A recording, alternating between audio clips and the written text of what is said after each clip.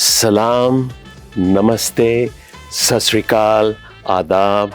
I've always believed that you learn from three things: the books you read, the people you meet, and the roles you play. For me, I read a lot of books, I consume a lot of podcasts from many people around the world, including India, and some of them as young as 28-year-olds. What I pick up often depends on what's weighing on my mind for that week, or is there any business problem that I'm trying to solve. Then there are the people that I meet. And in my role, meeting people is just part of the job, especially when you're trying to build a category of liberal hospitality and education. That's the role that I'm playing right now. But if I had to pick up my greatest classroom, it's moment like this, when I get to sit across someone like my guest today. The way they apply their business acumen, the way they apply their leadership skills in complex business environments across the Asia-Pacific region. That's, for me, both inspiring and humbling. And honestly, there is no better way to kickstart this new year than having a conversation with one of the most intelligent, most humble, most kind leaders that I have known. He's a brother, he's a dear friend. Meet Sandeep Sethi, the president of Work Dynamics for JLL for the Asia Pacific region.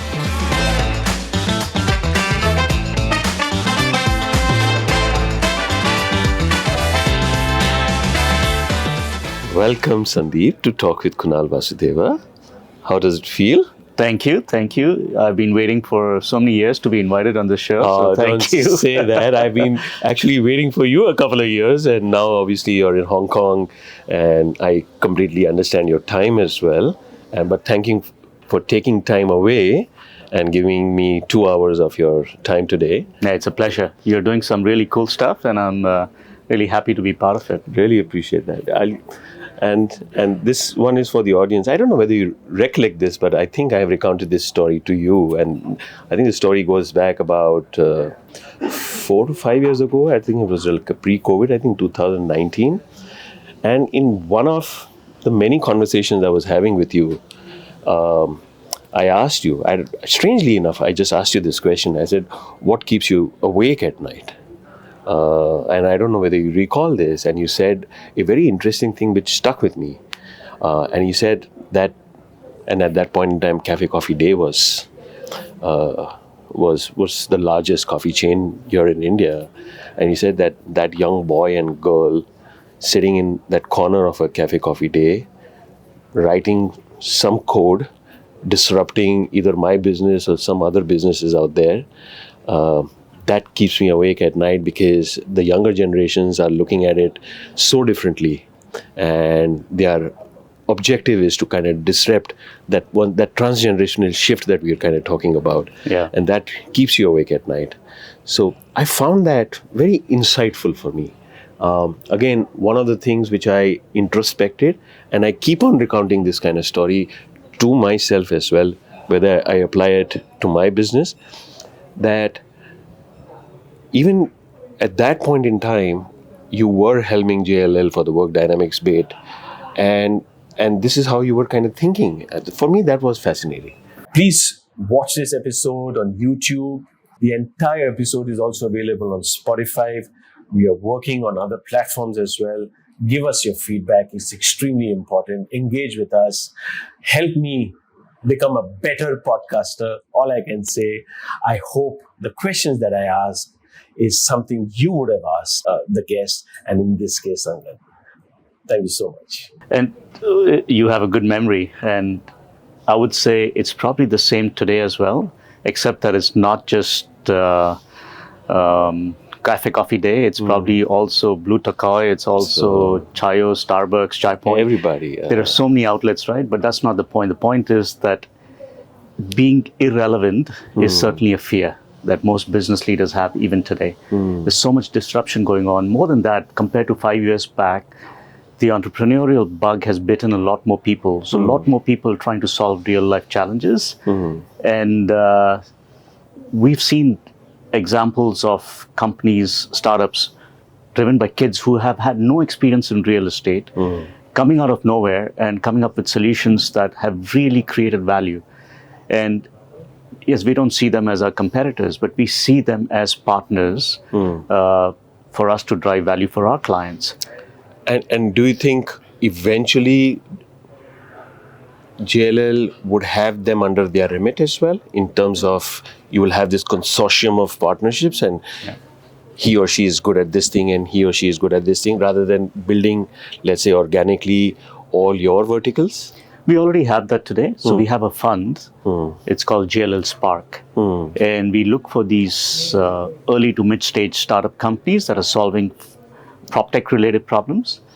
We partner with them. We put some money in them and we give them access to our client base. We pilot the technologies. If they work well, we scale them up, take them to all our clients. Often we end up buying them and they become a JLL branded product as well. And this is happening globally? We've been doing it in India for quite a few years as well. But yeah, it's a global platform. So before we kind of deep dive into something like this, Sandeep, firstly, thank you for your operational generosity. And I'll tell you what I mean by that.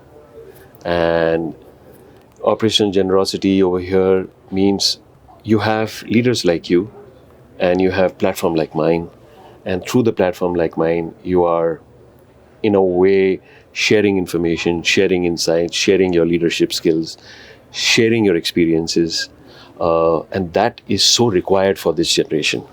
I often tell people that for whatever reason, if you don't want to do your master's or an MBA, right, continue with your job, right, because that's extremely important, because you need to earn while your livelihood as well. But more importantly, even if you pick up, let's say, any two podcasts, not mine, as in whoever they want to, whether it's business, finance, economics, history, sciences, tech, space tech, whatever, automobile, manufacturing, engineering, at the end of 1 year, your knowledge base, right, would be at yay high than perhaps a traditional business school can kind of give you today, is because leaders like you are sharing so much more information and are actually giving away at some stage, I would say, the operational and the strategy playbook as well. Thanks for that, but it's not just the students who are benefiting, leaders benefit as well. Yeah. So there's so much content, like you said, that I try and access as well. Yeah. And I find myself looking for blogs or videos on YouTube or different social media. And that's how I learn as well. Yeah. And the thing about learning is the more you learn, there's so much more let me rephrase that. The more you learn, the more you realize there's so much more to learn. Seriously. So, and there's, especially for the last 1 year, Sandeep, there are concepts, frameworks. At the end of the day, the whole EQ aspect, which I thought I knew, but with every peer, every colleague, every leader that I'm kind of meeting, I'm like, I didn't think like that. Yeah. Let me take some part of this conversation, put it at play, whether at my own personal style or at my work, and I can tell you the difference that I'm kind of seeing. It's almost immediate. Yeah. Yeah. That actually reminded me of a point I've been sharing with a lot of my colleagues as well, that in today's world, you have to build empathy.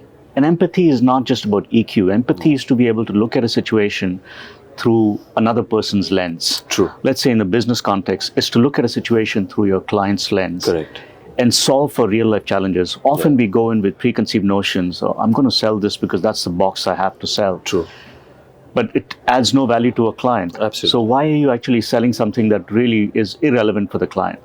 But when you flip the lens and you look at it through the client's lens, you realize that you have what it takes, but maybe your solution requires a tweak. True. And then you bring in a conversation that's relevant to the customer. Yeah. And you apply that to your personal lives as well. It's the same thing, right? You sit with a friend, the friend's not interested in something you're talking about because he or she is going through a very different phase in her or his life, for example. True. You understand where the person's coming from, and suddenly the conversation is enriched. Yeah. Right? It's a very, very important skill. And You don't learn empathy unless you consciously make an effort. So you have to be introspective. You have to, look at others with a learning approach as So well. essentially, empathy is not taught; it's caught. It's caught in an environment. Very well said. Yeah. Right. It's caught when I'm looking at you, or somebody else is looking at you, or you are looking at someone else, and there are 10 people, actually seeing you how you conduct yourself with, let's say, your peers, colleagues, clients, right? And that's where they catch it. Yeah. Some of them write it, some of them memorize it, some of them just kind of apply it, and it's a continuous process. Yeah, I agree. Yeah. And it's so disappointing to me when I go to business meetings to see clients, and the client says, we've been saying this for a long time. You guys haven't understood us. And that really hurts me. Yeah. Because we wasted the client's time. So we wasted good opportunities as well. So listening, which is another expression of empathy, I think, True. is so important. But listening not just for the sake of, hey, let Kunal finish speaking, so I'm going to say what I want to say. Yeah.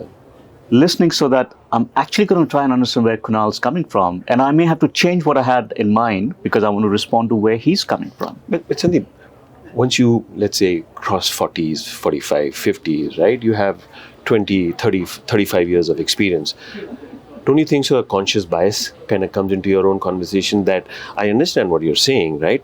But I'm at it for so long, I'm considered a specialist, right? And you want to really kind of come into the conversation Of course. and say, what, here's my solution to you without, and you're so right.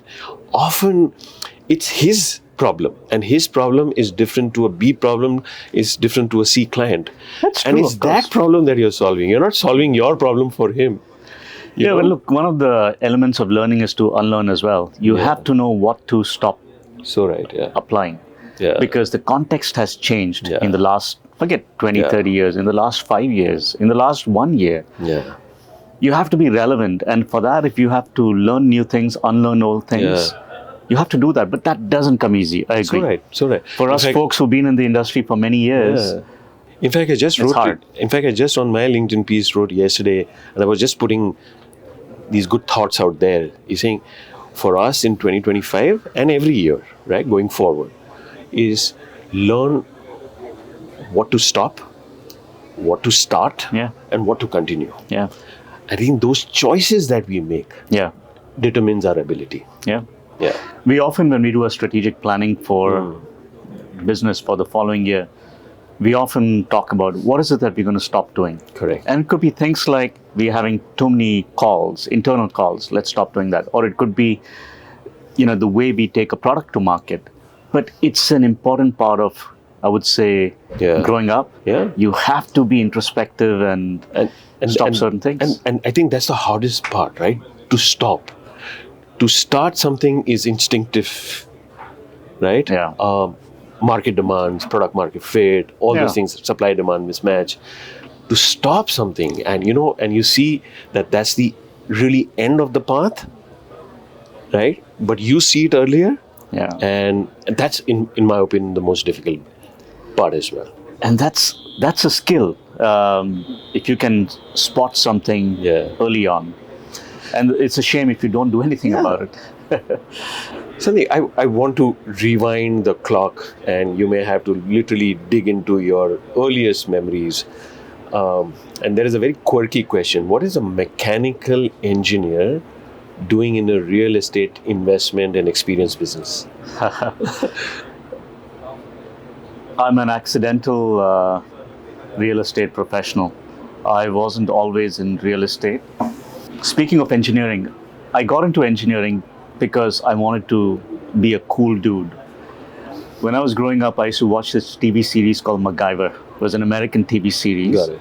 MacGyver was this guy who could fix anything. He'd be in a very difficult situation. You give him just a rubber band, he'd make a weapon out of it. So I thought being engineering or graduating in an engineering degree, you could solve those problems. I would be like him. You could be a fixer. I could be a fixer. And it sounded really cool. It seemed really cool to me in my head in those days. I didn't get those skills. So I said, okay, maybe because it was just 4 years of education, let me go and study more engineering. So I went to the US and applied for a master's program in engineering. And 2 years after I graduated, or 2 years of that program, and I didn't get those MacGyver skills, but it got me my first job. I got into the professional world, and I realized how much I wasn't enjoying being a desktop engineer. And that's when I figured out I wanted to be in client-facing roles, because when I would go with sales engineers to see clients, I would enjoy that part more than coming back to my office and working on those spreadsheets or those calculations. And that was a turning point in my head for me, that I want to be in a client-facing role. And I actually then went back to school for a business degree, part-time. And from there on, I've always opted for roles that allowed me to move on the path of being a general manager, strategic thinker, etc. You're saying something? Yeah, so tell me something. When you kind of look back at your journey right now, right? And a lot of young people who, when we were growing up, let's say you and I, our parents had at best 35 years of work X. We will have about 45 years of work X. Our children may have about 55. A, the longevity, and B, the fact that everything is so different today, right? This aspect about loading all your education upfront for a 45-year career, do you think it even makes any relevant sense today? Or it should be learning by modularity? Learn as you kind of go along, right? What do you think? I think few people are fortunate enough to have figured out for themselves what they want to do in life. And for that, if you have to front load your educational part of your life, so be it.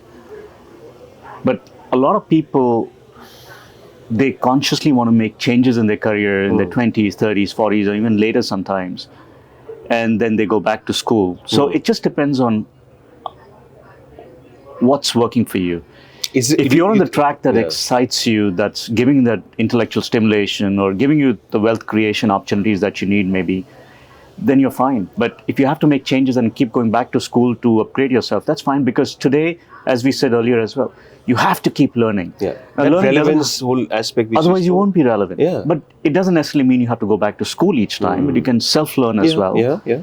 But I think learning in today's context is a very different subject than our parents' generation. Yeah, of course. And India, another 2 or 3 decades where the stratification would be when we go to the $10 trillion and where we have 5,000, 7,500 per capita, 10,000 per capita, 12,500, let's say by 2040. I think the mindset would be very different at that point in time vis-a-vis today, because there's a whole new segment of students kind of coming, and for their family that would be the first degree. So for that is the greatest emotional anchor. कि मेरा बेटा मेरी बेटी chartered accountant बनी है, and it's almost the first time in that family, and that will kind of go on for the next 20-30 years. But I also believe that it's more of a employer signaling value. So it's more important for people that I am it's not, okay, let me rephrase that. It's not that important that I am from IIT, it's at IIT studying. What's important is I'm from IIT. So I'm giving you that kind of signal for the rest of your life. And what I kind of fail to understand that, and you could be let's say a Harvard grad 40 years ago or an IIT grad 40 years ago, and you still, your card or your conversation begins with the fact that I am from IIT. It's like literally negating 40 years of your other, I would say, not struggles, but success that you have kind of seen. But you go back to the fact that, let me signal where I am from. That's my personality and that's who I am. And let me take it forward from there to tell everyone what I have done. Yeah. Look, having a good Ivy League education or a good brand certainly opens doors for you, gives you a sense of pride, and you have access to a good network of professionals, 100%. Individuals as well. But 40 years from now, before, and still talking about it today, that's where, at least in my head, I see that kind of a disconnect. Of course, it would help you for the first 10 years of your life, 15 years of your life. But that cannot be your only identity of an introduction. It can't be. I mean, you could have the greatest pedigree, and you could be an average performer at the workplace. You may not rise as fast as somebody else who's come from a very basic education. Because life skills are very important as well as you right. grow up. Yeah. You've got to be able to communicate. You've got to have that empathy we spoke about. You've got to be able to inspire people. You've got to be able to tell a story, right? Influence others, inspire others. Of course. See, what education, in my opinion, it has only two roles to play, if you ask me, right? Now, whether you're from A, B, or C, doesn't really matter. One is the ability to think, that's one, and ability to solve problems. Yeah. Whether it was in the 1970s era or it's going to be in the 2040 era. Everything else will be an enabler for you, will expedite things for you, but at the end of the day, the human being has to do these two things. Yeah. And that's what a good education, and sometimes from a good institution, rewires your brain to do that way, and for the first 20 years more so, because that's where the ability to absorb, you're a sponge, if you have that ability. A lot of people also talk about the fact that, how come certain Ivy League schools, or perhaps the top 30 in India, how come these young boys and girls are successful? And this is my take, Sandeep. It's not they're successful because they are from IIT. Look at it from the other perspective. 14 lakh people applied for IIT JEEs and mains, and eventually only 2,000 kind of get in. So that filtration process, that rigor that they applied themselves for 2 years with that unrelenting focus. And so you're forgetting that focus. That same focus they apply in business, the same focus they apply in when they are chartered accountants, or if they are financial. So that focus helps them through. Yeah. Right? And one often just looks at the terminal degree. It's not the terminal degree. Yeah. It's that rigor in the 2 years, 4 years, 5 years. And often, and a lot of businessmen who are successful, who are non-IITs, and if you ask them the same thing, all the second generation Gujaratis and Marwaris in Bombay and elsewhere, right? They applied that consistent focus. Yeah. Right? They learned while they were doing their stuff. They spoke to people, but they kept on applying and applying and applying, right? And someone asked me, what's the definition of success? And something just came up in me, and I said, the last man standing. By man, I mean neutral gender here. But as long as you're the last person standing, that means tsunami has come, the highs, the lows, the down cycles, the up cycles, and you're still standing there after 10 years. Yeah. Right? Chances are 9 of them dropped out. You're bound to be successful. Yeah. That's a good one. Yeah. Last man standing. Last man standing, absolutely. Yeah, that's what you need to do. Yeah. I'm going to go back to your earlier question. Yes, I didn't fully answer it. Hanji. How did I end up in real estate? So I actually started my career in a very different industry, in the built environment space. I worked for a company that made smart, intelligent technology products to make buildings smarter, intelligent, etc. And from there, I went to work for an industry that was in the food refrigeration business. So I was building cold chains in emerging countries across Asia. And from there, I went to the telecom infrastructure industry. And that was largely in Africa? Mostly in Africa. Yeah. We were building telecom infrastructure. And after that, I decided to do something very different. And I explored different options. I explored healthcare, explored logistics, and I fortunately came across an opportunity with JLL in real estate. And I took all those 3 opportunities very seriously, and I went through the process of meeting with the stakeholders, going through the process in my head, spoke to a lot of people, did some research, and I picked JLL because I felt it checked all the boxes that were relevant to me. I like the people, I like the culture. It seemed to be a very forward-looking company. JLL, I don't know if you realize, is a 250-year-old company, but we are like a startup. So I always say we are a 250-year-old startup. Because we're very entrepreneurial. We have a very nice culture here. Second, it's a culture, it's a company or an industry that has a lot of runway for growth, especially in markets in Asia. Emerging markets. Yeah. And third, it's an opportunity. It's an industry that allows you to make a social impact. And that was always very important for me. Next to agriculture, it's real estate that employs the maximum number of people in a country like India.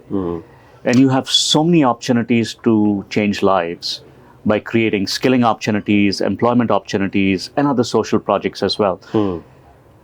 That inspired me. And I've been here for almost 12 years, and Enjoying I'm every enjoying bit. it. Yeah. It's Of been a course, you lovely were in experience. India. Now you're based out of Hong Kong, looking Yeah. after the entire APAC region. Let's go back to the basics over here, especially for those audiences who do not understand this space. It's into real estate investment and advisory services. If you could break that down, Yeah. what exactly does JLL do, and more, and then we're going to talk about the other aspect which you just spoke about, whether it's sustainability, employment generation, and then we'll unpeel those layers as well. Sure. Look, let me keep it simple. For us as a business in real estate, there are three stakeholders. There are occupiers, these are companies, corporates. There are developers, these are folks that build assets, could be residential buildings, could be office buildings, could be industrial warehouses. And there are investors who say, hey, we got some money, can you give us some returns? So that part is simple. If I have to invest money, I'll either put it in the bank or buy some residential asset or buy gold or something, right? JLL will basically act as a fund manager for you. Got it. Right. The business that I represent is the corporate side of the business. We call it Work Dynamics. For corporate occupiers, real estate is a very important aspect because think of a company that moves in from the US and they want to set shop in India. They'll approach a company like JLL and say, hey, can you tell us which is the best place to set up shop? So we'll do location advisory work for them. We'll tell them, hey, based on talent demographics requirements or based on cost of living, we think you're better off. And this is sector agnostic. It's sector agnostic. Got it. We think you're better off in Bangalore versus Chennai for the following reasons. Then they'll say, okay, fine, can you help us build an office space there? If they want to build it themselves, we'll get them the land and we'll build it for them. Or we'll work with the developer and get them an asset and we'll do the fit outs for them. So we have a very large advisory team that helps in these kind of opportunities. We have a very large construction management team. And then, of course, we'll run the whole campus or office for them through our property management or facilities management team. And then we manage it all, which means we also manage other non-core services for them that touch their employees. Could be cafeteria, could be employee commute. It could be their sustainability program, because real estate is a very important aspect of the whole sustainability journey. That's really what we do. And of course, on the flip side, with developers, we help them market their properties. So if I'm a developer, I'll contact JLL and say, hey, can you help find me tenants? That's what we do. Tell me something. Let's go back. As I said, let's peel it.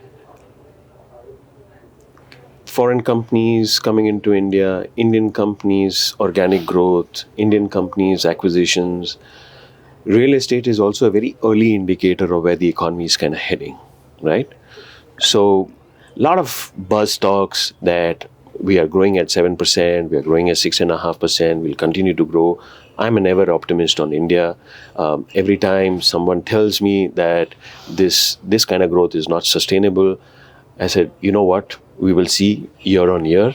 At the end of the year, 24 has happened, right? What best can we do in 25? Yeah. In 25, what best can we do in 26?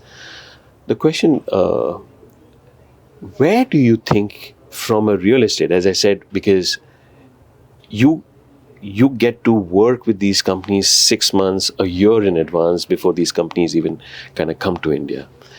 Is corporate India growing? Short answer is yes. You're looking at me, so I'm assuming you want me to elaborate, right? Yes, please. Of course, India is growing. Yeah. A lot of the metrics have check boxes. Now, companies are moving to India for different reasons. The cost arbitrage is still there, but it's really much beyond that. Right? Companies, they've had great success in India. In the past, it used to be large companies, the large banks, large tech players that would move back-end operations to India. But now you could have a small studio in Mexico City that says, hey, I only have 20 employees, but I'm going to ship 3 of my jobs to India. So it's even small players in smaller countries, smaller economies that are wanting to capitalize on the India opportunity. But do you largely see the service-oriented companies coming to India, or do you think now with this whole China plus one and all these aspects, because you come from the APAC region, right? I just wanted to see whether India is now kind of competing with China, with competing with, let's say, a Taiwan or a South Korea or a Japan, and the mix is there. You have manufacturing companies coming to India, with semiconductor being the huge push now into India. So they will require huge spaces, factories, where, as you rightly said, you're right. It's the whole ecosystem. It's real. I mean, you read about it in the Indian media. Correct. But we read about it outside as well. So it's real. It's not just we have a rosy-eyed glasses on and we are trying to be overly optimistic here. India is competing with Vietnam or Thailand for manufacturing jobs. Vietnam is getting a lot of manufacturing footprint being added from China. But so is India. But one of the reports that I kind of read about Vietnam and Thailand was about the fact that, of course, they're getting a lot of manufacturing, but those are very large scale, I would say, non-precision manufacturing. But India's entering into more of precision manufacturing as well. Yeah, India needs both. Yeah. India needs that not so precision manufacturing as well, because we need that's to where create the employment. Exactly. Correct. But we also need to go high up the value chain, because that's the future. So yes, we are making Apple iPhones here. Semiconductor is the next big thing. Correct. Here. So it is going to keep growing. And on the services side, of course, is the GCCs, which are now... On the services side, it's GCCs, but India is also a market for a lot of these companies. So it's not just the back end. India is a market as well, so which means they have front office sales also now. You know, you started your education in the US. Briefly, you were in Europe? I never lived in Europe. No. Sorry, but Africa, India, now Hong Kong. Now when you're kind of looking at that, just give a sense, how are the Chinese looking at India? How are, let's say, Japanese looking at India? South Koreans looking at India from a business perspective, not necessarily, you have the cosmetic line and the car lines here. I'm not talking from that perspective, but has that perception changed about India? Perception has changed. I've been fortunate in my career. I've had a chance to live and work in many parts of the world. I haven't lived in Europe, but I've traveled extensively. I lived in China as well for a few years. I lived in China when China was actually really growing really fast. This was during the Olympics and the Expo 2008 to 2010. I think that the real growth, what 98 to 2010, where this entire manufacturing and construction. Yeah, and I lived there during the financial crisis. But in spite of that, China had really strong growth those days as well. And India was not really a competitor to China in the eyes of the Chinese those days. We always felt, we are the same level as China, and there's a competition here. But quite honestly, China had moved a few notches up on the scale. Was it their execution capability? What would it be? It was their execution capability. China can deploy resources at scale, right? I remember my dad was visiting Shanghai when I lived there, and we were looking down from the apartment balcony onto the road. There was a road that was pretty okay, but for some reason they decided to resurface it, and they brought the trucks in, the equipment in, and they started digging up the road, and we thought this will be a 1 month process. We woke up next morning and the road was done. And they can deploy resources at scale that we can't imagine. That brute force you're talking about. That brute force, that conviction that if we've started something, we've got to take it to the next level. Everything is headline worthy. Right? But I think, correct me if I'm wrong, personally, I believe since 2017, 16, 17, India has that brute force, animal instinct mentality. And that's where I was going as well. But today when I visit China, almost every month, the Chinese are quite in awe of what's happening in India, and rightfully so. True. India has that brute force, to use your words, and we are actually seeing India under construction. Yeah. Right? There's infrastructure being built. Look at the number of apartment Pretty complexes much where coming China up. was Look at the between quality of office buildings. 2004 to 2010. Pretty right? much where China was. Yeah. A lot more has to be done. Yeah. But at least we're moving in the right direction. Yeah. Yeah. Coming back to this whole construction aspect, right? And I don't want to romanticize this whole aspect of sustainability, but in your opinion, how do we espouse sustainability, environment concerns, and the fact that the next 2 decades India has to build? So it will be a polluter. Yeah. And it also has to balance ecological needs as well. Every industrialized nation has kind of done that. Yeah. I mean, we are where we are because the developed nations went through this phase of infrastructure expansion, construction, etc. And we are now going through it, and we will be I think if you ask me where India stands, I won't say for benefit, but has leapfrogged into many things. The whole digitization stack is one thing, even the energy environment, energy and stuff. But the fact that when, let's say, China was building, it didn't necessarily think about the ecosystem, right? It was a polluter, it went with that brute force, little disdain for everything else that was kind of happening. India is balancing both. It's talking about the fact that, you know what, if we need to construct, how do we still ensure that we don't pollute? We have access to a lot more technology innovation today that probably didn't exist 10 years back. Yeah. So you take cement, for example, the primary ingredient of any construction project, right? I was chairing a coalition in India until a month ago, and the coalition continues. I've stepped down as chair. That was basically moving the industry towards net zero cement and steel. Yeah. Now, cement and steel are big emitters of It's true, absolutely. bad stuff, right?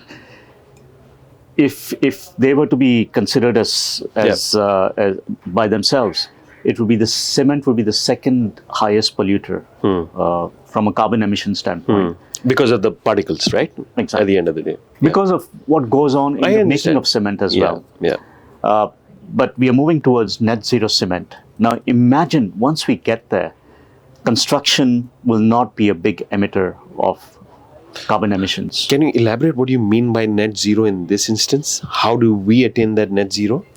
So basically, when you create cement, you have to bring a lot of stuff together, sand, gravel, etc.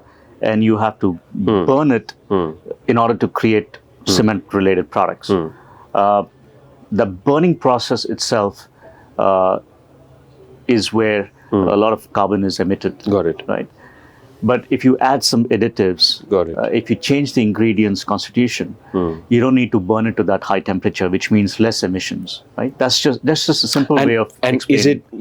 Is it something the industry has taken it upon itself? This is something, there is no legislation. Okay. So as part of the coalition, we are actually trying to work with the government to create policies and regulations to ensure that this becomes mandatory down the road.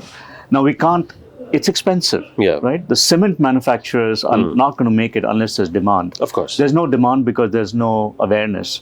So we got to work on the whole ecosystem. We got to create awareness. Which will then create demand. But we've also got to bring in subsidies or funding or some mechanism which incentivizes people to move in that direction. Just bringing a danda or a stick is not going to be enough, because then you're increasing the cost of construction. And you don't want to create an inflationary environment as well. When you look at, let's say, this entire real estate today in India, in my opinion, the tier 1 cities are all saturated. Do you think what we created in Bangalore, what we created in Pune, what we created in Gurgaon, the tier 2 cities would be the next big destinations? Yeah. Look, a lot of the tier 1 cities today were tier 2 in the past. Correct. Right? Look at Pune. Yeah. You could say it's tier 2 today, but some would say it's tier 1 today. Yeah. But regardless, it's really gone up. And there are other examples as well. Even today, you see cities like Jaipur, Coimbatore, Indore, Ahmedabad. getting so much investment. So many offices are moving there. Okay, you're seeing that happening, right? Of course, for the last few years, in fact. And that will continue. And that's also playing to the requirement or the expectations of employees to be able to have the flexibility to work from anywhere. So do you think, one is that I was just kind of getting into, and the reverse migration. So what really happened is, of course, the top 5-6 cities employ, I would say, 80% of all the corporate workforce. Yeah. Also, because of the density, has about 100 million odd population in these 5, 6, 7 cities, and literally it's where at least the corporate India GDP is kind of coming from. Yeah. But if some aspects of it, I would say, processes, right, gets to Jaipur, Nagpur, things like that. Do you believe that the human capital will also reverse migrate and saying that, I'm better off living in Nagpur than in Mumbai or Pune? That will be a nice situation, won't it? Do you see that happening? Yeah. Look, COVID was a turning point. And during the pandemic, a lot of people went back to their hometowns. And many of them didn't want to come back. So large companies said, okay, fine, don't leave us. Work from where you are. Yeah. We'll create satellite offices for you. Yeah. And that created an opportunity for the real estate industry to come up with different business models as well. So a lot more flex offices, managed space offices, co-working centers were set up in these small second, third tier cities. So employees are working there. And we think that trend will continue. But you have the same people today also talking about the fact, please come back to work, this whole aspect about hybrid is not working for us. Come back to work is different from come back to tier 1 office. Got it. You can come back to work and be in a tier 3 office. Got it. So you have your satellite offices over there, right? As long as you come there, you don't necessarily need to come down to kind of Gurgaon and that's really, there's another company recently put up a big ad saying, I think it was Spotify, saying, I don't remember the exact words, but they intended to say that we trust our employees, so we don't expect them to come back to the office. I read that too. Yeah. But I feel somewhere they missed the point. It's not about trust. Employees don't have a trust issue as much anymore. Maybe it was a few years back, it was discussed. But today employers want employees to come back because they feel it's coming back to one workplace together allows them to bond better, build better networks, relationships, especially from a learning and development standpoint as well. And, I also kind of feel this way, not to take away anything from Mumbai or Delhi or Gurgaon, Beijing or Shanghai or Tokyo. But when you go down to, let's say, Tokyo, right, or go down to Mumbai, the houses are small. There are nuclear families, sometimes extended families staying there. There's so much of other distractions which are happening inside the house. Also, there are children who are kind of growing up. There's hardly any kind of space. Now, in that environment, right, ensuring that the productivity kind of goes up, maybe to a person in Gurgaon where largely houses are larger, right? Bangalore, definitely larger than Mumbai. But when you look at Tokyo, it just doesn't work out. I totally agree with that, Kunal. You just imagine, from a business point of view, you have to do two things. Correct. You have to run operations, which means you have to make sure the BAU is managed. You've got to make sure the phone is answered. You've got to make sure the bills are paid. Everything is processed. Those are repetitive tasks. Yeah, they can be performed from anywhere. In the future, machines will be doing them, right? But then there's this other aspect of working, which is transforming, creating something new. For sure. Being able to understand what are the new real-life challenges we should be solving for. You can't do that in isolation. You've got to brainstorm, you've got to ideate, you've got to collaborate, you've got to discuss with your colleagues, with customers. You've got to be switched on. And I think everyone realized there is that digital fatigue at the end of the day. It's as like you're literally looking at the bank screen because those rays that are emitting towards you and your eyes, eventually 20 minutes after that you zone out. You have no idea. Those days when we had to work from home because of the lockdown. Of course. It was depressing. I hit the lowest point in my career, I think. In terms of your own creativity as well, right? My creativity, I just felt I was locked. I was in prison. And it was hard. And is it because you drive energy when you have people around you? I do. Yeah. I love being with people. I love having people around me. And we did a study. So we're big into neuroscience. Now you might ask, what the hell is neuroscience doing in real estate? So we partnered with a company and we basically got these headsets which allow us to understand what sort of environment people thrive in when they're working, right? And these devices, they're like headsets and they're actually studying your impulses, your brain waves. And so we've all worn them during our pilot studies. And what came out of it was interesting. When people are working by themselves at home, they're less engaged and motivated and driven as compared to when they're sitting in the office and working by themselves. Because when they're in the office, this whole ecosystem around them Correct. is sort of making them feel a lot more alert, inspired, and motivated as well. And also the fact that when you look at, let's say, your office over here in Gurgaon per se, and I'm sure it's with everyone, whether it's a Google, whether it's a Genpact, the offices are pretty much like 5-star conference and event spaces. Yeah.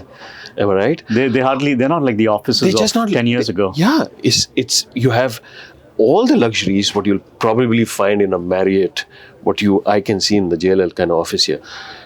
Do employees love to partake the services? You know what? I have 10 people staying under one roof. Let me get out of that space at least for 8 hours and be in this, I would say, magnanimous environment or very vibrant environment. Yeah. Do they feel like that? Do they feel like that? Absolutely. When we just got out of the pandemic, a lot of companies were struggling to bring employees back to the office. We didn't struggle because we have a lovely office and people love the energy in this kind of office. And also the JLL culture, right? And the JLL culture as well. So having a good office, and good office doesn't necessarily mean an expensive office. Good office is a place that really caters to the different needs of people, the social collaboration. Like the best meeting place in our office here is a social that hub. Island we have an island there, we have a barista there, and he makes the best coffee. Actually, he does. He does, right? He does. You had one. That's my second cup. Actually, he does, yeah. So it really makes a big difference. My office in Hong Kong overlooks the Victoria Harbour, and we have a barista there as well. It's just a lovely place to meet people at. Let me just ask you this question, Sandeep. So JLL has that culture. Let's call it the JLL way of life, right? And there is Sandeep Sethi, the kind, the humble, the astute leader. How much of that has a rub-off effect on everybody here? I'm trying to understand your question. All right. So you could have the JLL way of life, and let's say you could have a brute force Sandeep, a very authoritarian Sandeep, right? And that culture will clash, and the people would eventually be subject to a very different kind of a culture. We've had leaders who've come in the past, and they were not aligned with the JLL culture, and they've either been coached and tweaked, or they're not in the system anymore. When you work for a company like JLL that's 250 years old, there's one thing that holds everyone together across the world over the years. It's our culture. We are a very people-centric company. It doesn't mean that we tolerate mediocrity, I got it. but we really we bend over backwards to make people feel motivated, engaged, challenged in a good way, and respected. And you also kind of mentioned that you're a 250-year-old kind of startup. So when employees are joining, and for whatever reason you find them not as good as who eventually they turned out to be, because it's a legacy company with a story, right? So it's a startup with a story, I would say. And mine is a startup with an 8-year story, and yours is a startup with a 250-year-old story. Do you believe there is enough or firepower or latitude you'll give to your employees to come up? Or because it's a startup, right? If I take a Zepto or a Zomato would say either you're on board running with me, or you're on the bus, you're off the bus. So what is that kind of culture? Because I have my thoughts on it. Yeah, we don't have a hire and fire culture. Being a large company, so old, publicly listed company, we have a lot of guardrails. We have processes from an HR perspective. So if somebody is not, if it's an ethical violation, that's a different issue. He or she is out the next I'm more minute. talking from a But let's say from a behavioral, cultural fitment point of view, perspective. exactly. There's a process to give feedback to the employee. There's a process to give an opportunity to make adjustments. We train, we invest in coaches sometimes as well. And We also do personality profiling. So we have tests that we conduct, and we might realize, look, we think we made a mistake. Yeah. This person's really not fit for this kind of leadership role. Maybe he or she is better in something else, and we make those adjustments. So, And is that your personal philosophy as well? yeah, it is. I think it is. Because we have a lot of cases where people have been very successful in a role. Correct. And not so necessarily successful in in somewhere B role, else. And we say, how does that work? Yeah. Then we realize leadership is contextual. Absolutely. Right? The same leader may be good today, but in the same role may not be good tomorrow because the business is going through a curve. For sure. Or may be good in this function but not good in that role. Yeah. But see, I have my own thoughts on this as well, and pretty much mirrors what you also kind of think. I think once the company takes a decision to hire that employee, then how much the company also invests in that employee, right, to grow. Because I always believe it's the same compounding formula of 72, right? That if you are growing, let's say about 20-30% a year, then the employee need to grow 20-30% a year in their ability as well. I always tell my employees that you should have your resume that no one else gets to see, but you see it every year and say, what are the new skills I've gained this year versus 12 months ago? Or you'll be left behind. Because the company is growing at 30%. And the company can only grow if the collective force of the company, that's the employees, grow by 30%. Otherwise, so we call it that auditing as well. So literally in the first month of a new year, just audit yourself. Audit yourself in 2024. We do financial accounting audits. We do all the other audits. Just do your self audit. That's and kind of, and it is the moral obligation that there is that employee. Maybe as to your point, if it is ethic issue, there's no space for being unethical in an environment like this. But apart from that, there is something goodness in you. Let's see if the goodness cannot be applied here, can it be applied here? And more so when they have these lateral movements, is they find their own mojo, and that's where you build loyalty. And we've had a lot of success with that approach because our company is a big company in terms of just India alone. We have about 13,000 employees here. We have different products. We have different functions. There are employees that may not be good in a function, and they're very successful when we move them to another function or another part of the business. In spite of India having 1.4 billion people, our biggest challenge here, and not just here, across the world actually, is related to talent acquisition. Because our industry, I think, like other industries, probably more than other industries, is evolving very quickly. The world of real estate is a lot more strategic to a lot of our clients today compared to 10 years ago. So we need people who are not just good at execution, but people who, like I said earlier also, they're good at thinking, good at storytelling, good at understanding where the client's coming from, good at understanding how the client stakeholders are responding to real estate as well. So those skill sets put additional pressure on us to find good talent. For 5 minutes, let's just talk about this, right? Because that's the problem I'm also trying to solve. Is when you look at, let's say, the younger generation today, people who are in their 18s to 22, 23, do you believe, because I have my thoughts on that real estate is not part of their dictionary today. It's not part of their conversations. So let's say your son, Chanel, my daughter, right? When they are in school, when they're in college, they're not talking about, like, when I graduate, I would be wanting to join a real estate. They'll be wanting to join today, let's say the Zomatos, Zeptos, the fintech, the Logitech companies here in India. They're not going to talk amongst themselves, you know what, hey, I want to join this real estate kind of a company, whether deal advisory or on the construction side, either.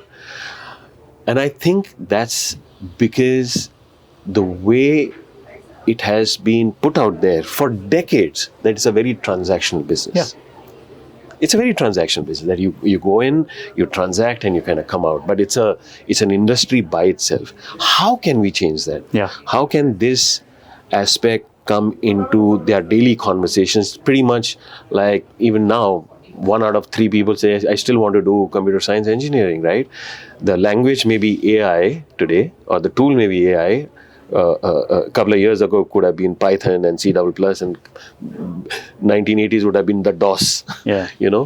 How do we do that? Look, that is probably the most strategic problem statement we're trying to address today. How do you excite young kids to join real estate The good thing is real estate today is employing, and I'm just looking at my industry, my company, for example, we're employing a lot more people with diverse backgrounds from an education perspective than ever before. In the past, it used to be mainly, say, engineers for the most part, because we do construction management, we do property management, etc. But today we hire a lot of people from hospitality. Correct. That's why we're very excited with what you're doing at ISH. We hire a lot of techies as well. Almost 6 to 8% of a global workforce comprises technology folks now. In India itself, It's because of the solutions now, that the innovation that you're kind of providing. exactly. There's a lot of AI being built into the solutions we take to market today. We hire a lot of people with very diverse backgrounds, including neuroscience, for example. Who would have thought, right? However, it still is not an aspirational industry today, unfortunately. When you have a kid who's graduating out of college and you give him give her 3 or 4 options, It's not part of their go vocabulary. to, let's say, a JPMC or a Google or a JLL. For the most part, he or she might say JLL, right? That awareness needs to go up, that JLL or real estate offers a career path that in many cases is far more enriching and rewarding than other industries. We're starting to do that in different ways. We have a lot more partnerships with universities today. We're trying to work with universities to build in real estate as part of the curriculum during the graduating year. We are exploring some partnerships with ISH as well in that context. We have a lot of people who've come from colleges to go back with our hiring TA specialists to colleges and be the spokespeople for us. What we've seen, especially from a hospitality management industry perspective, a lot of kids who say, who come to JLL straight from college, they're saying, you know what, we came here because the growth opportunities here It's huge. are far more rewarding and encouraging than working in a 5-star hotel, Absolutely. for example. Yeah. Right? So yeah, it's a journey. On the flip side, you look at the frontline work that's conducted by blue-collar workers. They come in the form of housekeepers, security guards, technicians, etc. We are working with the government of India in this case. From a skill perspective. From a skilling perspective. And we are basically, we have some programs in place to get more people in that strata to join the workforce. It's so very important because when you're still at about a 2,500 per capita, Sandeep, is you have millions, right? And this is their first exposure to an organized sector. Yeah. Until now, they're all working, including agriculture. According to me, as long as you have 4 bighas zameen, it's still a very unorganized, right? Yeah. And how much yield can you even kind of produce there? There's hardly any kind of money happening there. So their children, this is the first tryst with an organized sector where they have provident fund, where they have social security, from that perspective, medical insurances. And if you ask them, this is something that blanket of security because of the job, let's say with the JLL or its partners. I'm smiling because you touched upon the right word, security. Yeah. And self-respect also important. And self-respect, correct. So JLL does not hire frontline workers, but we work with our partners and they come through their indirect payrolls. employment, how does it Yeah, matter? but for us, there are employees. Yeah, absolutely. About 7 years back, we conducted a survey of folks that come in to do housekeeping work across all our different facilities in India. And we surveyed about 700 of them, right from north to south, east to west of India. And we wanted to understand what were the social problems. What is it that really is on the top of their mind? And I had a blind spot. I thought they would say issues related to repatriation of funds, children's education, insurance, etc. Interestingly, it was none of that. The number one problem across the board was lack of self-esteem, insecurity. Because a lot of these folks don't have diplomas, they don't have certificates. You're so right. Formal education. And they always feel You're so right. dispensable. So whenever they go back to their hometowns for festivals or voting or harvest season, many of them are scared to come back because they feel they won't have a job. Yeah. True. So what we did was, that was an aha moment for us. It was a rude awakening, but it also was a turning point for us. We then partnered with the government of India and institutionalized a training program which basically made sure that if these frontline workers went through a 8-hour program, Correct. they would get a certificate, Yeah. which would help them in many ways besides just self-esteem. In addition to that, we started a bunch of R&R type programs. Yeah. And I kid you not, Kunal, the engagement went up significantly after Beautiful. that. It's just such a simple thing, but goes such a long way in driving engagement. So two things, very, very, I was trying to locate about another 2 acres of land for organic farming for ISH. We Yep. already have, you've seen our organic farm, but I wanted to expand that as well. So this beautiful farmer kind of chance encounter with him. Right next door, he has 4 or 5 acres of land, right? Barren land right now, which we wanted to kind of cultivate. So I asked him, right? In fact, I didn't ask him. Harsimran kind of asked him, right? As in, don't you think so your children would want to perhaps take over farming as the profession? And interestingly, he said no, right? And obviously, the first question is, but you have access to about 60 to 80 acre farm. So he was a rich farmer, right? And he spoke about the signaling value. He's saying, sir, ijjat nahi hai isme. So the farmer is thinking, right? Although having 80 acres of land and his income would be as much as ours, to be very honest, right?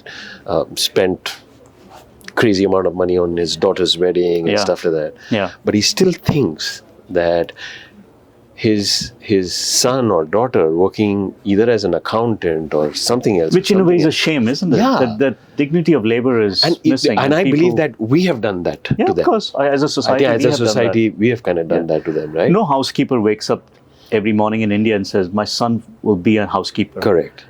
See, that's the aspiration, right? That's the aspiration. But for him to be in that organized sector itself is a great deal, because then the family has access to better life, from that perspective. Yeah. And I often say this, and because you're part of that chair with the government, and I did this in my TED Talks as well, and this is just a food for thought, Sandeep, I think pretty much like Germany or Australia, or then some really good countries, China included, right? And they've done this at scale. My contention is, why shouldn't a 5-year-old housekeeper or a 7-year-old housekeeper, in terms of tenure after 10 standard, assume he has done 10, shouldn't be given a BWalk degree in housekeeping? See the signaling value. He's based skilled on enough. experience. Of course. Yeah. Why not? His knowledge on chemicals, his knowledge on application, his knowledge on this facade, this alico bond, this glass, this... It's a good point. And that's really what the government program that we partnered with does. And to your point, this could be actually given a little more better look and feel, better packaging. Signaling value. That's the only way. Why shouldn't a farmer be given a BWalk in farming and agriculture? Why should he feel or she feel that because I'm farming and I'm a 10 standard pass... And the magic effect it would have on the self-esteem, right? IIT graduates do it all the time. The signaling value that I'm an IIT grad or I'm an ISB grad, right? Give that farmer a BWalk in agriculture, right? And it could be at a skill level. Maybe he doesn't understand, but I believe he understands more about his land, soil, chemical, organic, inorganic than anybody else. You could actually engage the entire ecosystem as well. Correct. Anyone who has that certificate, for example, Correct. will have access to financing opportunities. So right. And interestingly, Sandeep, you may have often heard that, India's women participation is not as much in the workforce. I disagree with that. I hasn't rejected completely. Informal sector has It's a lot more only women. Yeah. You take the farming, for instance, except for maybe tilling the soil, which perhaps either the bull or the tractor or the man must be doing. Everything else is being done by a woman. Talk of having blind spots or having stereotypical mindset. When you think of a picture of a farmer, you think of a male. Yes. But in Asia, majority of the farmers are women. Absolutely. You go to Vietnam and Thailand. As well. Even south of India. Yeah. At the end of the day, that actual rice plucking or rice sowing Done by women. Is done by women. Yeah. They are the ones who wake up at 4 o'clock. Okay, the entire poultry the entire animal husbandry, cows, buffaloes, the upkeep of that is only done by a lady of the house, and nurture the child, and go to the farm, and do harvesting, and do sowing. Data doesn't capture that. Data doesn't capture that. That's the unfortunate part. Yeah. Data doesn't even capture inflation related to real estate. Do you know that? What do you In mean? India, when you talk about the real and nominal inflation, 6% and 7%, or whatever the case may be, real estate and education is not added in that data. They're not in the bucket of No, 30, they're not 40 in the items. bucket. No, they're not in the bucket. Yeah. So when you actually look at that, then it's a crazy inflation. And more often than not, in the tier 1 cities, people say, large companies like JLL, I'm also part of a Swiss education group, right? They look at, okay, what's the inflation? Yeah. But the two most important aspect affecting that common man or Our woman, interest rates would never drop then. is education and real estate. Yeah. Right? That's And I don't think so people can afford a Gurgaon rentals today, because it's like really through the roof. Yeah. It's commensurate to maybe a Beijing or a Shanghai real estate Expensive, today. yeah. It's very most expensive real estate, if you ask me, from a rental perspective. I'm not talking commercial per se. Yeah, Right? But that's usually companies that kind of pay for. But to an individual, Yeah. from that. When you look at these problems, Sandeep, challenges, the good part is there is a solution, right? And people are working towards that. Are these the same challenges today China faces as well? Or have they gone past these and they're building something different? From a real estate perspective? From a real estate perspective, from a workforce perspective, do you believe that since they are at about 10,000, 12,000 per capita, for us, I'm just trying to compare are their problems different to ours today? And when we are 10,000, maybe... we all follow a curve, and we're all on the same curve, but we are at different points on the curve. China's at a different point on the curve today compared to India. We are in an expansion phase. The sentiment towards real estate is very low right now in China. They've had a couple of large developers that defaulted. They have a lot of projects that were not completed and handed over. So there's a lot of anger against real estate. The government's going to do some things to help the industry. They always do that, rightfully so. But today, the biggest challenge China faces in real estate is that of sentiment.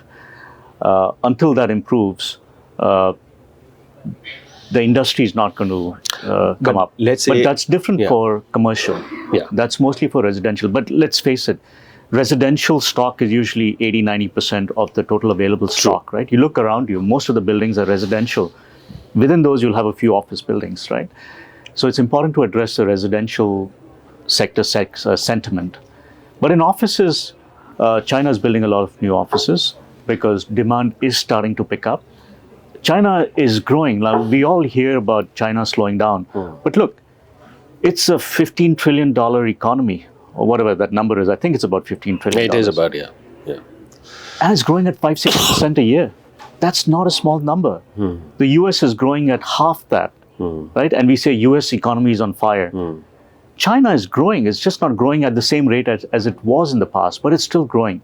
And it's going to eventually pick up steam there as well. So when you look at the purchase power parity, let's say of a housekeeper, I'm just giving an example because of a housekeeper today in, let's say, downtown Shanghai or Guangzhou, vis-a-vis here. And today, Indian rupees, I think, housekeeper must be earning about anywhere between 15 to 20,000 organized market.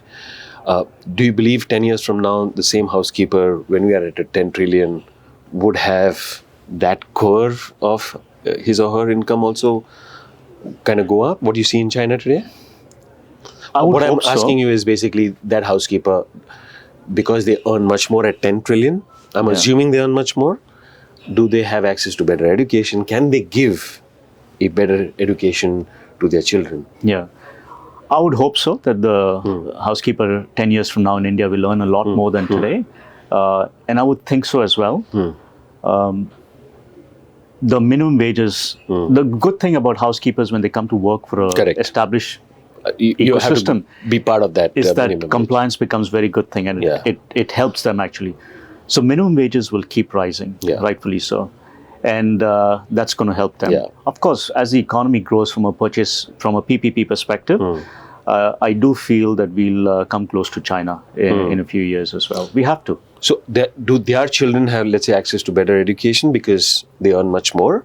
I'm just trying to compare, let's say 5 years from now, the same housekeeper, when we are, let's say, $7-8 trillion, will earn much more, will have access because... Answer is yes. Okay. China has done very well in lifting people out of poverty. They've done very well in getting people to be educated. And the quality of education has gone up significantly over the last 20 years or so.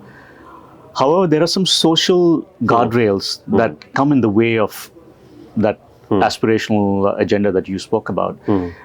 In China, most of the workers are migrant workers. Their families are left behind in the rural parts, and they come and work in tier 1 cities, for example. Now, they can't get access to the social benefits in the city where they work in. Got it. And hence, they have to leave the families back home. So those kind of things come in the way. But regardless, I think they have access to a lot more, I would say, privileges or benefits or opportunities today than compared to 30 years ago. And certainly more than India today as well. Yeah, and I think those kind of fundamental shifts, the good part about looking into the future, let's say the future of US and China and Japan, is we can do so much today over here and make those literally transgenerational shifts. Right? But just by looking at them and observing them, is if this is what is going to happen, let me at least not do what they did. Right, and that's the good part about. I think we've got enough. We've got the intent in India, and brain power as well. A lot of smart people. Those two play to our advantage. All we need is political will, and that's where China has an advantage because nobody comes in, nobody asks you questions. Once the central government has decided on an agenda, they just do it. Right?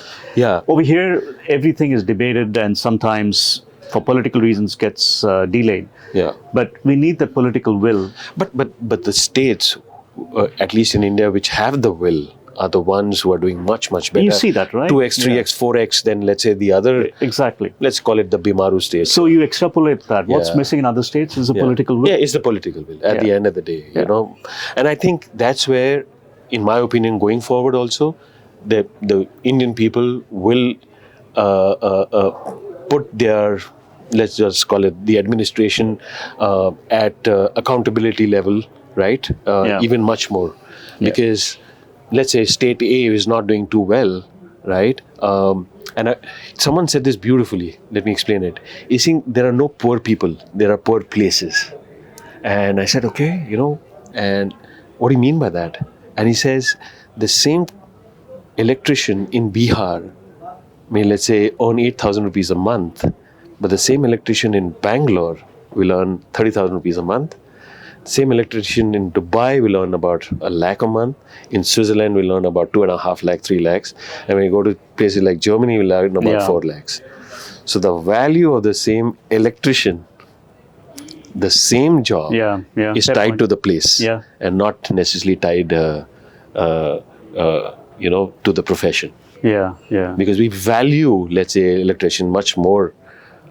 In, of course, tier 1 cities, we pay them much more. Cost of living as well. But 8,000 to just look at the fact that in Germany, if they earn Indian rupees, 400,000 rupees, which essentially means that they are, the value of an electrician is the same as the value of maybe a business graduate.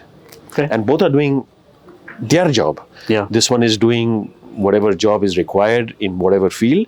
This one is ensuring that at a larger level, the nation is electrified. All the jobs that we discuss, right? Frontline workers or professionals, they're all important for the running of a society. But in India, unfortunately, the pay disparity is so much. It just drops from here to here. It just needs to catch up. And the first part, what I just said, is education. Again, as I say, the corporate elites, if they can 30 years, 40 years, 10 years, 15 years, put their Ivy League degrees as part of their LinkedIn profile, right? Give that BWalk degree to a farmer and see his body language and his tonality change, or to that electrician, or to that carpenter, or to the housekeeper, Yeah, there's or to the something there. security guard, right? At the end of the day, you require them. And why not? Again, if it is a skill, 7 years of skill is more than enough to earn a goddamn degree. Yeah. Then just be 3 years in an academic environment to say that, you know what, I'm better educated than you are. Then Yeah. what you're actually discounting is application. And what you require is both cognitive and hands-on, minds-on skills. Yeah. I should get you connected with the Tourism and Hospitality Sector Skill Council. Oh, they will not like me at all. I don't know what's happened, after the age of 50. And this is something I want to do, right? Unless you don't challenge the status quo, right? There are far too many people, I think, just being comfortable wherever they are, right? If India has to grow, more importantly, Sandeep, India has to grow. Rural India has to grow. Bombay For has sure. grown, Bangalore has grown, Gurgaon has grown, Jaipur has to grow, Look, Indore has to grow. agree. And beyond Shillong that as has to well. grow. And look, Yeah. even from a philosophical point of view, how can we be a developed nation Correct. if you don't have inclusive growth? Correct. You can't have one person living in luxury and the person next door living in a shanty. And this kind of a disparity, no way. No, not, it's just not morally It's right. just not morally right. Yeah. You're absolutely right. Okay. Broader reflections for you, Uh-oh. Sandeep. Do I get to call a friend? You get 2 phone calls. Beyond work, what keeps you grounded? Look, over the years, I've become better at striking a balance. I'm driven by a lot of things outside of work as well. So I enjoy spending time at home. I'm a very outdoor person. I have been a fan of outdoor treks. Yeah. Treks are always outdoor. I've been a fan of high altitude treks and some climbs. The next one we are going together. We're doing that. Yeah. I do take time out for a trek or a climb every year. What does that do to you? I love the outdoors. So I love being in the outdoors. So I'm in my sweet spot. B, it's just nice to be close to nature. You come very close to It yourself. just put in the everything in process as well. perspective for you? It does. And I don't complicate my I got it. I understand. my journeys as well. So it's not that I'm trying to solve for real life world problems as I'm trekking. But it just gives you clarity of thought because you're far away from everything that you're worried Detached, about. Exactly. You're far away from day-to-day stuff, right? So you have a lot of free mind space. Yeah. And it gives you clarity of thought. It's a spiritual journey because you're close to yourself, you're close to nature. It's a beautiful setting. Especially, I do a lot of Nepal treks. And when you go to Nepal, many of these journeys take you through small villages where people have nothing. But they're smiling and they have so much to give to you in a very subtle sort of way, in a deep sort of way. And they're more giving. They're more giving. I mean, they have large hearts. Yeah, and they have large hearts. They have large lungs as well because of evolution. For sure. But it's just nice to be in that setting. So I take time out for that. I focus on my fitness. I take time out for that. In Hong Kong, my wife and I, we like exploring the place. We go for walks. Did you take your bike to Hong Kong? Not yet. Okay. Not yet. Are you thinking? I'll buy a motorbike there. You're going to buy it. And, but do you have the time because you're traveling so much now? Right? Weekends. Weekends. I do travel a lot, but weekends are for myself. But the good part is, even if you're going to China or Japan, it's like a 2-hour flight, 2.5 hour flight. It's a short flight. Yeah. So I'm usually home on weekends. Yeah. Okay.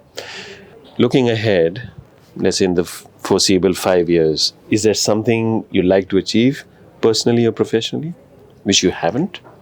Well, there's one thing that was on my bucket list for a long time, and I haven't been able to do it yet, is to learn music.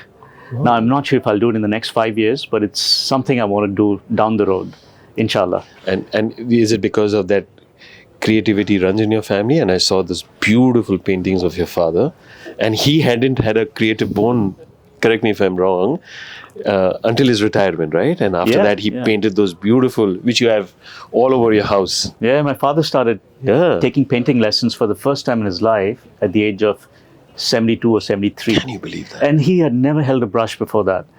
And he did so well. And it's like he found his calling.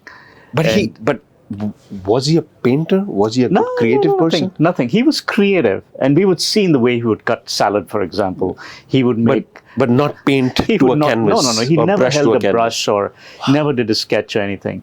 But he had a creative mindset. I'm just amazed by the human mind. And it wasn't even on his bucket list. It's only after he retired. And I sort of told him one day, I said, there's something in you that's very creative. Try and do painting. Yeah. Maybe you'll enjoy it. And he went for a class. He came back, said, I think I'll go for the next one. Super. And he did a lot of paintings. And you're right. We've got them all over our house. Looks nice. Okay. The last question I'm going to ask last, but quick. You can't think too much on what I'm going to ask you, right? So whatever comes to your mind. Is there a gift at the end of it? There is absolutely a big hug to you at the end of it. What's that one trait you think a leader must have? Non-negotiable. Humility. You read so many books. Is there any one book? Because you have audiences who are 20-year-olds, 30-year-olds, 40-year-olds over here who are listening to you. Would you like to recommend and why? You're an avid reader. I like the trilogy that was on Homo Sapiens by Yuval Harari. Yeah.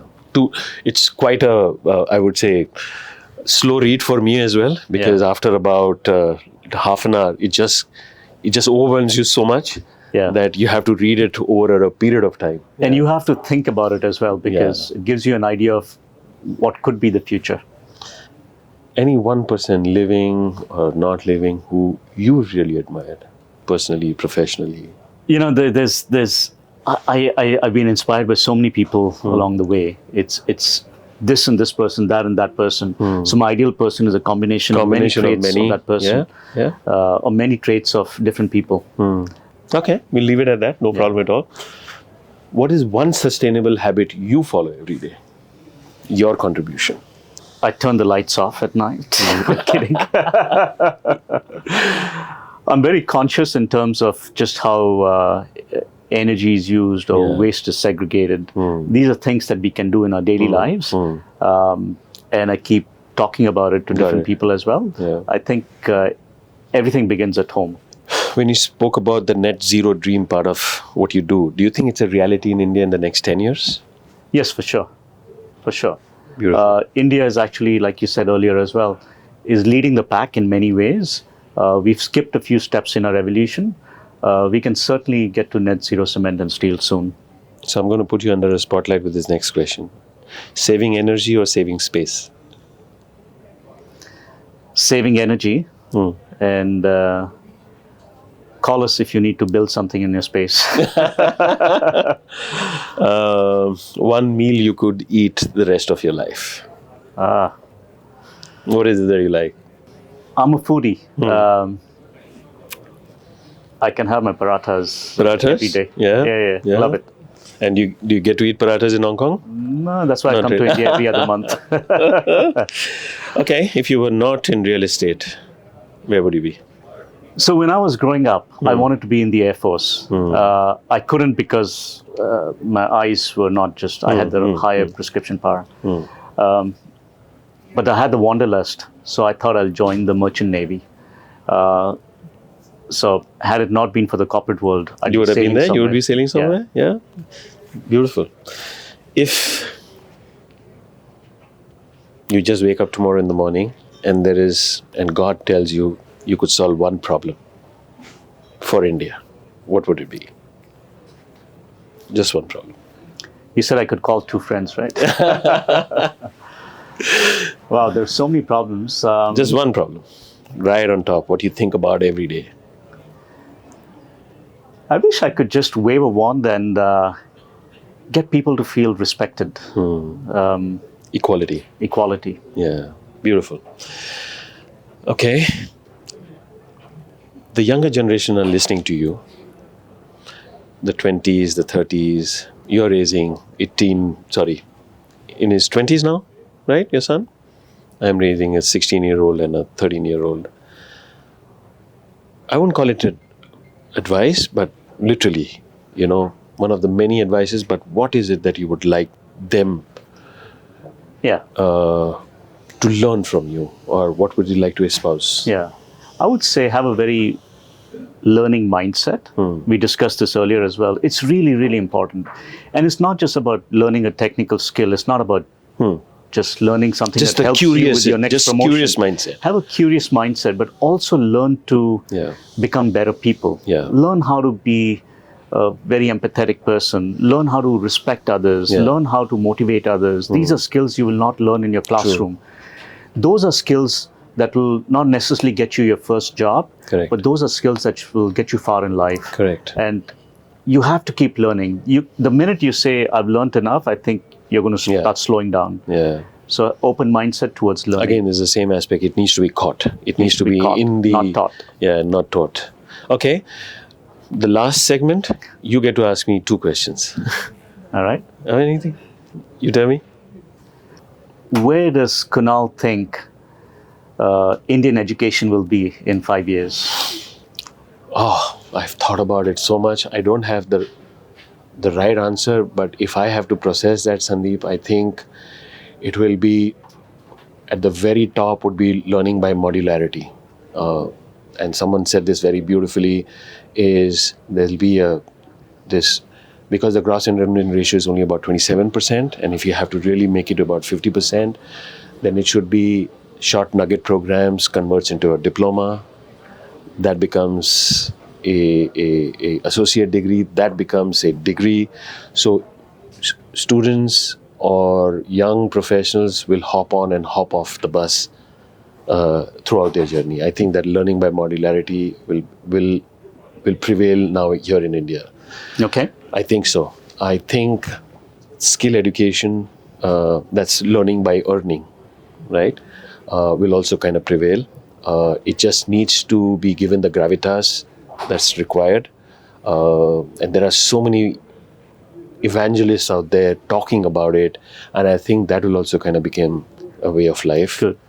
I spoke about the fact that 7-year farmer should be given a BWalk in whatever form, so that you make him feel respected in terms of the profession that he is doing, because without him, without the housekeepers, without the services brigade, none of us would kind of exist over here. So I think that's where India would go.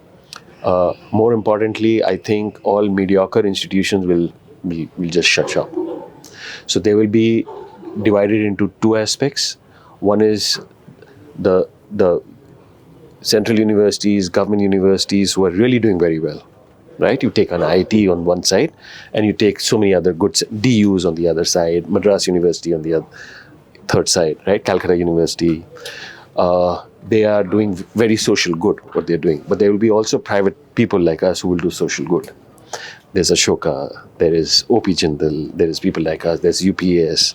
They were also kind of doing social good in terms of mass universities who are kind of coming, niche but mass at the same time, but are also making it affordable, right? Through their endowments, through their scholarships, through all those kind of things.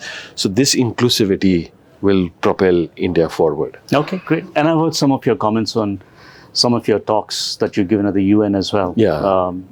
Always enjoy listening to them. No. Quick, you asked me to ask second question. My second question is a subset of many questions. A rapid fire round. I'm going to flip it around for you. Excellent. Okay, boxers or briefs? No, I'm not going for that. Outdoors or indoors? Outdoors. Okay. Number one thing that you think students in India need to really work on? Adaptability. Okay. Number one place for you Outside of, for a holiday? I haven't traveled too much because, to be very honest, I was immersed in my work. But my children and I would love to go to Maldives, which I haven't been yet. Okay, must go. Highly recommended. Yeah. Okay. Favorite podcast so far? There are many. There are a couple of episodes. Indian guys. No politicians allowed in this round? No, nothing. You're talking about Talk with Kunal Vasudeva? Yeah, Talk with Videocast, I should say, not podcast. I'll tell you, almost all of them. Genuinely, almost all of them. maybe a couple of them. Had you who, said this one, I'd give you a hamper. No. Kidding. No, but seriously, is because I love people when they speak again brute force. Yeah. They speak the reality. They don't chamfer it around the edges. Okay. What gets Kunal going? In a good way and bad way. What upsets you? What excites I you? am honestly, Sandeep, I think I'm the most hardworking guy because I'm the weakest guy in the room every time I enter a room, but I'm the strongest guy when I kind of come out. This conversation gives me multiple lens again to kind of think about. So what gets me going is the fact that I need. I got 20 years left, assume, of organic life. I need to make some impact here in India. Yeah, Look, that gets me going. Yeah. you're on to something very exciting. I love what you're putting in place here, but more importantly, you are a very curious person, always interested in what others are doing, always interested in learning. And I think students, when they see you, they'd be very inspired to be like you when they grow up. So keep up the hopefully good so. work. Yeah, thank you so much, and thank you so much for being on Talk with Kunal Vasudeva. I hope you had a great time talking to Kunal. It was a lovely time. Thanks for having me on the show. All the best. God bless. Please watch this episode on YouTube. The entire episode is also available on Spotify. We are working on other platforms as well. Give us your feedback. It's extremely important. Engage with us. Help me become a better podcaster. All I can say, I hope the questions that I ask is something you would have asked the guest, and in this case, Angan. Thank you so much.